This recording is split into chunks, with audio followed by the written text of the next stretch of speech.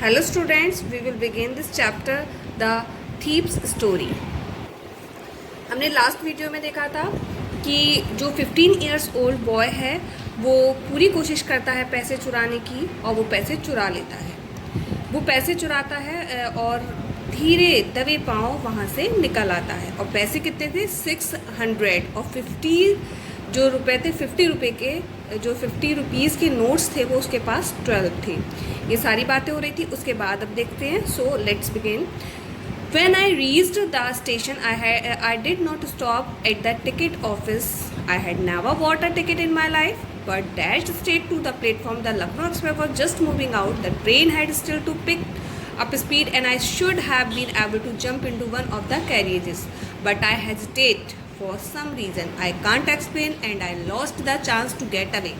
यहाँ पर जो आई है, हम जानते हैं आई जो है राइटर को रेफ़र किया गया है और राइटर कह रहे हैं कि मैं वहाँ पर स्टेशन पर पहुँचा और मैं टिकट ऑफिस पर स्टॉप नहीं हुआ क्योंकि मैंने अपनी लाइफ में कभी भी टिकट नहीं ख़रीदा था। मैं सीधे प्लेटफॉर्म पर गया और लखनऊ एक्सप्रेस जो है उस टाइम मूविंग कर रही थी, मतलब धीरे धीरे चल रही थी और मैं ट्रेन को अभी भी पकड़ सकता था और ट्रेन ने अपनी स्पीड नहीं पकड़ी थी, तो मैं जो है जंप करके वहाँ पे किसी भी कैरेजेस में पहुँच सकता था। लेकिन मैं बहुत ज़्यादा हेजिटेट था, कुछ कारण था, मैं एक्सप्लेन नहीं कर सकता था कि क्या कारण था जो कि मैं मतलब उस ट्रेन में नहीं चढ़ा और मैंने मेरे पास जो चांस था उसे खो दिया वहाँ से भागने का। When the train had gone, I found myself standing alone on the deserted platform.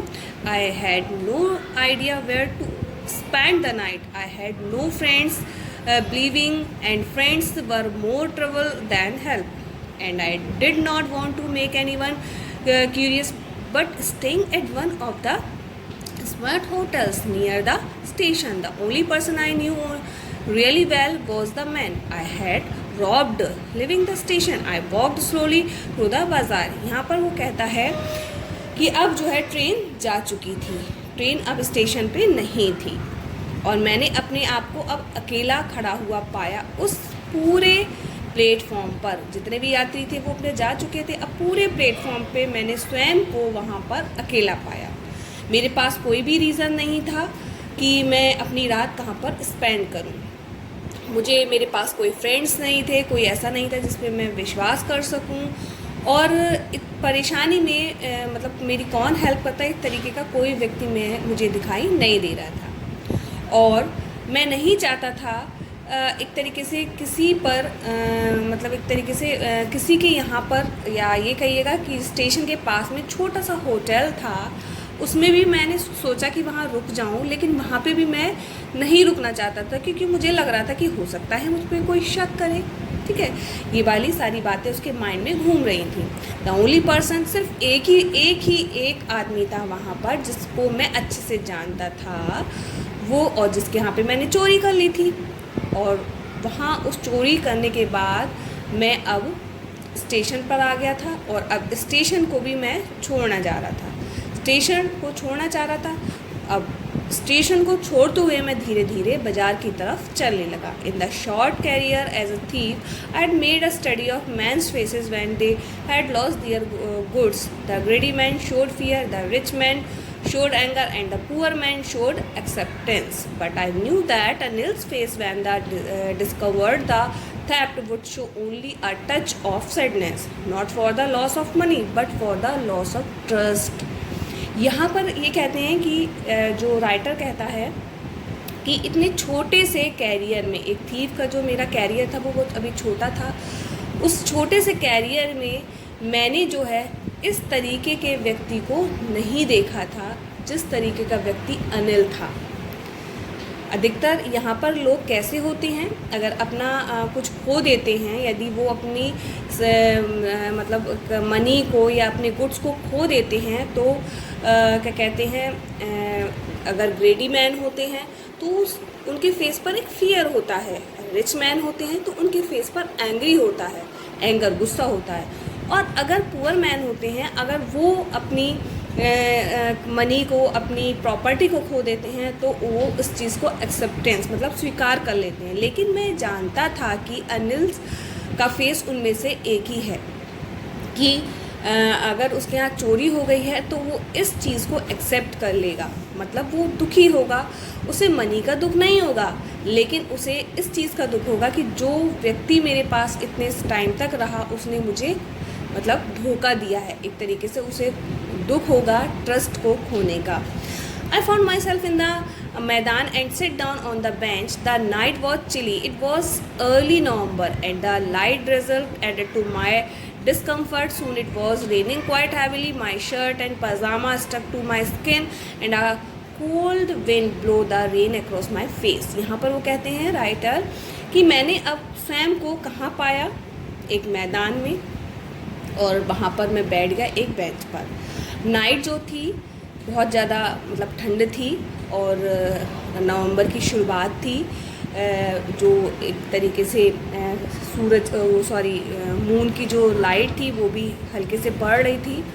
और अब वहाँ पर जो है एक तरीके से हल्की हल्की मतलब बूंदाबांदी होने लगी थी। ड्रेजलिंग एडेड टू माई डिस्कम्फर्ट, मतलब हवा के साथ अब थोड़ी सी बूंदाबांदी हो रही है और जल्दी ही अब बहुत तेज़ी की बारिश होने लगी। मेरे शर्ट और पजामा जो है मेरी स्किन से चिपक गए और कोल्ड विंड जो थी वो भी बहने लगी, रेन अक्रॉस माई फेस, और मेरे फेस पर उसे मैं फील करने लगा।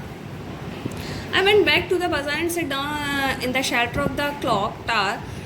The clock showed midnight. I felt for the notes. They were dumped for the rain. From the rain, sorry. यहाँ पर वो कहता है राइटर कि मैं भाई बाज़ार गया और मैंने जो शेल्टर लिया, शरण लिया, कहाँ पर शरण लिया, जो टावर वगैरह में क्लॉक बना हुआ होता है, बड़ी सी एक घंटा लगा हुआ होता है, उसके नीचे मैंने अब रात गुजारने का सोच लिया। क्लॉक शोड मिडनाइट, क्लॉक जो है शो कर रही थी कि मिडनाइट है, अभी आधी रात थी। मैंने महसूस किया उसकी नोट्स को। दे वर डम फ्रॉम द रेन, और वो पूरी तरीके से रेन से भीग चुकी थी। Anil's money in the morning I would probably have given me 2 or 3 rupees to go to the cinema, but now I had it all. I couldn't cook his meals, run to the bazaar or leave to write whole sentences anymore. यहाँ पर अनिल के जो पैसे हैं, अनिल के पैसों के बारे में होता है कि मॉर्निंग में वो मुझे 2 या 3 रुपए देगा और टू गो टू सिनेमा, और कहेगा कि सिनेमा चले जाओ, लेकिन but now I had it all, लेकिन अब जो है मेरे पास सब कुछ है। लेकिन I could not cook his meals, लेकिन अब मैं उसके लिए खाना नहीं बना पाऊँगा, मैं बाज़ार नहीं जा पाऊँगा, आई लर्न टू राइट, और ना ही कुछ सीख पाऊँगा, ना लिख पाऊँगा, और जितने भी होल सेंटेंसेस हैं, मैंने जितना भी कुछ सीखा है, अब मैं मतलब कुछ भी नहीं सीख पाऊँगी अब क्योंकि मैं जो हूँ अनिल के पैसे चुरा कर भाग गया हूँ, तो मैं किस तरीके से अब वहाँ पर जाऊँगा। ये सारी चीज़ें वो सोच रहा है। I had forgotten about them in the excitement of the theft, whole sentences I knew could one day bring me more than a few hundred rupees. It was a simple matter to steal, and sometimes just as simple to be caught, but to be a really big man, a clever and respected man, was something else. I should go back to Anil, I told myself, if only to learn to read and write. यहाँ पर वो कहता है कि जब मैंने पैसे चुराने का अपनी रणनीति बनाई थी, पर पैसे चुराने का सोचा था, तो मैं ये सारी चीज़ें तो भूल ही गया था, सारे सेंटेंसेस को भूल गया था। मैंने जाना कि एक एक तरीके से मैं अब कुछ पैसे तो मैं चुरा लूँगा, कुछ फ्यू 100 रुपीज़ मैंने चुरा लिए हैं, 600 रुपये, लेकिन इन पैसों को चुराने से क्या, मैं पकड़ा जाऊँगा तो भी कुछ नहीं। एक तरीके से अगर मैंने पैसे चुरा लिए हैं तो भी मेरी सिंपल मैटर है, कोई नहीं, पैसे चुरा लिए हैं, मैं पकड़ा जाऊँगा तो भी सिंपल, ठीक है, इट्स ओके। लेकिन अगर मैं सच्ची में एक बिगर और क्लेवर और एक्सपेक्टेड मैन बन गया आगे चलकर, तो वो सिर्फ तब बन सकता हूँ जब यदि मैं अनिल के घर पर वापस जाऊँ, तो मैं एक बड़ा आदमी भी बन जाऊँगा, क्लेवर और एक्सपेक्टेड मैन बन जाऊँगा आगे वाली लाइफ में, ठीक है। अदरवाइज़ बनना मैं पैसे चुराता रहूँगा, और अगर पकड़ा गया तो भी ठीक है, इस टाइप से मेरी लाइफ चलती रही है। मैंने अपने आप से कहा, अगर मुझे कुछ सीखना है, पढ़ना है, लिखना है, तो मुझे अब अनिल के पास जाना चाहिए।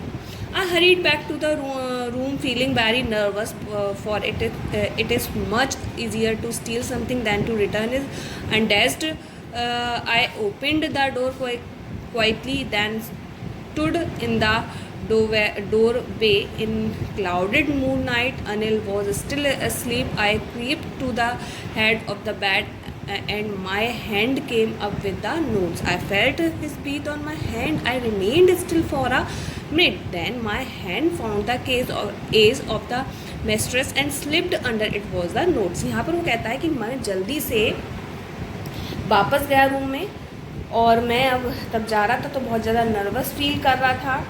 और लेकिन ये बात है कि कुछ भी हम अगर स्टील करते हैं तो बहुत ज़्यादा ईजियर होता है बजाय उसके वापस देना। मतलब अगर हम किसी चीज़ को वापस करते हैं तो वो बहुत ज़्यादा डिफ़िकल्ट होता है, राइटर ये कह रहे हैं। लेकिन अब ये जो है मेरे लिए बहुत ज़्यादा टिपिकल था पैसे लौटाना। मैंने जो है धीरे से गेट खोला और अब मैं वहाँ खड़ा हो गया। वहाँ पर मूनलाइट अभी भी आ रही थी, अनिल अभी भी सो रहा था। मैंने क्या कहते हैं उसका हेड, मेरी तरफ उसका हेड था और मेरे हाथ पर मैंने महसूस किया कि उसकी बीत आ रही। जब मैंने अपना हाथ को बढ़ाया उस पैसे रखने के लिए तो मैंने उसकी बीत को अपने हाथ पर महसूस किया। और इसके बाद जो है जब मेरा हार्ट जो है उसके किनारे मैं स्ट्रेस के बराबर में पहुंचा तो जल्दी से मैंने अपने हाथ को स्लिप्ड कर लिया। I back late night. I woke late next morning to find that Anil had already made the tea. He stretched out his hand towards me. 3 was a 50 rupee note between his fingers. My heart sunk. I thought I was being discovered. I made some money yesterday. He explained. Now you will be paid regularly. यहाँ पर कहता है मैं थोड़ा क्या कहते हैं अगली मॉर्निंग काफ़ी देर तक जगा था तो मैं काफ़ी लेट था। और अनिल जो है पहले से ही उसने टी बना के रखी हुई थी। उसने अपने आगे हाथ बढ़ाकर मेरी तरफ हाथ बढ़ाया और वहाँ पर 50 रुपीज़ का एक नोट था उसके फिंगर्स के बीच में। मेरा हार्ट जो है एकदम ठहर गया, एकदम एक तरीके से बस कोई मोमेंट ही ना हो, इस तरीके से मेरा दिल हो गया। मैंने सोचा कि मतलब मेरी हकीकत इसे पता चल गई है। I made some money yesterday, क्योंकि मैंने कुछ मनी ली थी कल। उसने एक्सप्लेन किया। नाउ अब मैं तुम्हें जो है रेगुलरली पे करूँगा, ठीक है। My spirit rose but when I took the note I saw it was still wet from the night's rain. यहाँ पर वो कहता है जब उसने कहा कि हाँ भाई मैं तुम्हें अब रेगुलरली पे किया करूँगा तो मेरी जो आत्मा है उसे थोड़ा रिलैक्स फील हुआ, अच्छा फील हुआ। और क्या कहते हैं लेकिन जब मैंने वो नोट लिया तो मैंने देखा कि वो अभी भी गीला था क्योंकि वो रात में भीग गया था रेन के कारण। Today we will start writing sentences he said. उसने कहा कि आज हम जो है कुछ सेंटेंसेस को लिखना शुरू करेंगे। He knew but neither his lips nor his eyes showed anything. I smiled at Anil in my most appealing way and the smile came by itself without any effort. यहाँ पे वो कहता है वह जानता था लेकिन उसके होठ और उसकी आँखों, ना ही उसके होठ ने और ना ही उसकी आइज़ ने कुछ भी शो नहीं किया। मैं उसकी तरफ देखकर हंसा, एक अपीलिंग मतलब एक उसे इम्प्रेस करने के लिए। एंड स्माइल, उसकी भी स्माइल आ गई। हम दोनों एक दूसरे की तरफ देख के हंस रहे थे लेकिन कोई भी शो नहीं कर रहे थे कि हाँ भाई क्या हुआ है। ना ही मैंने उससे कहा कुछ और ना ही उसने मुझसे कुछ भी कहा, बस एक दूसरे को देखा और मुस्कुरा दिए। So this lesson has completed today and I hope you have understood very well, and if you any problem please ask me. Bye.